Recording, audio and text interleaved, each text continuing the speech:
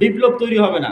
আজকে যেহেতু প্রশ্ন করেছে এই জন্য বলেই দিচ্ছি, এই যে তারেক রহমান সাহেব এসেছে, ইংল্যান্ডে তার সাথে আমার দেখা হয়েছিল, অন্তত 30 থেকে 40 মিনিট ফেস টু ফেস তার সাথে আমি কথা বলেছি। আমি তার সাথে কথাই শুরু করেছিলাম এটা দিয়ে যে আজকে আমি এখানে আসার আগ পর্যন্ত যতজন আপনার কাছে এসেছে এরা দুনিয়াবি স্বার্থ নিয়ে আসবে, আর আমি আজকে এখান থেকে চলে যাওয়ার পরও হাজারো মানুষ আপনার সাথে দেখা করতে আসবে, দুনিয়ার স্বার্থে আসবে। কারো একটা সিট দরকার, কারো একটা আসন দরকার, কারো একটা পদ দরকার, কত কি দরকার। কিন্তু আমি আব্দুল্লাহ বিন আব্দুর রাজ্জাক এসেছি চারটা কথা বলবো বাংলাদেশের স্বার্থে। যদি করতে পারেন বাংলাদেশের উপকার হবে। এবং এই যে চারটা কথা আমি ওনাকে বলেছিলাম ওইটার পক্ষেই আমরা ন্যারেটিভ তৈরি করার চেষ্টা করি, যেটাই বাংলাদেশ। ওনাকে বলেছিলাম, 1 নাম্বার, মুসলমানেরা যে 190 বছর ব্রিটিশ বিরোধী সংগ্রাম করলে আর স্বীকৃতি কোথায়? 1797 সালের 23শে জুন থেকে 1947-এর 14 বা 15 আগস্ট পর্যন্ত 190 বছর ভারতের মুসলমানেরা ঠিকই, ভারতের হিন্দু এবং মুসলমানেরা সবাই যে ব্রিটিশ বিরোধী আন্দোলন করেছে তার স্বীকৃতি আছে। পাকিস্তানের মুসলমানেরা যে ব্রিটিশ বিরোধী আন্দোলন করেছে তার স্বীকৃতি আছে।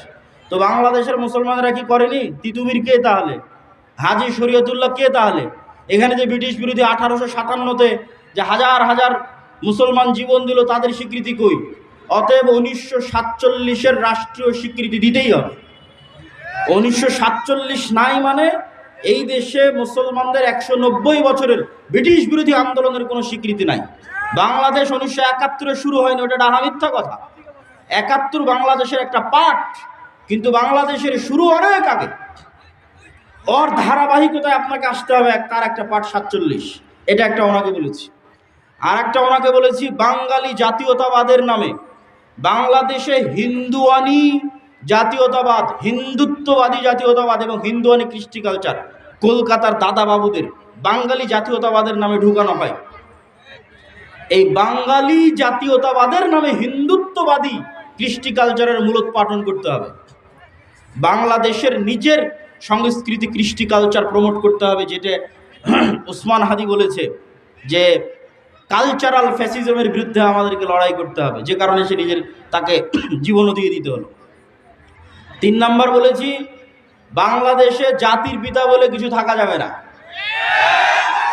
আগে যারা ছিল তাদের জাতির পিতা ছিল শেখ মুজিবুর রহমান। আপনারা আসবেন, আপনারা এসে বলবেন জাতির পিতা জিয়াউর রহমান, এটা চলবে না।